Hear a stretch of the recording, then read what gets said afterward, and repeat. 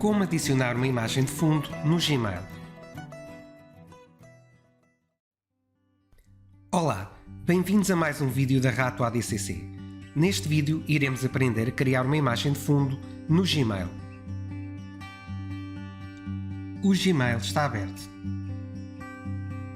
No Gmail clicamos em Google Apps e depois em Google Fotos.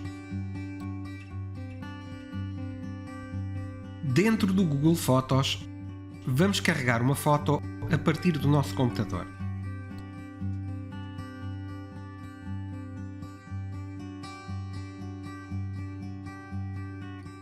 Em seguida, abrir-se-á uma janela na pasta Imagens. Escolheremos a foto pretendida. Confirmamos clicando em Abrir.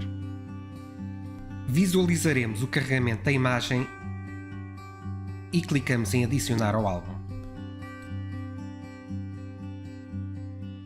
Em seguida, adicionamos a imagem ao álbum pretendido, clicando no mesmo, neste caso, Rato. Constata-se a imagem carregada no Google Fotos. Clicamos no separador do Gmail. No Gmail vamos a Definições, seguidamente a Tema e por fim a opção Ver Tudo. Nesta janela clicamos em As minhas fotos e aparecerá uma nova janela onde clicaremos no álbum Rato.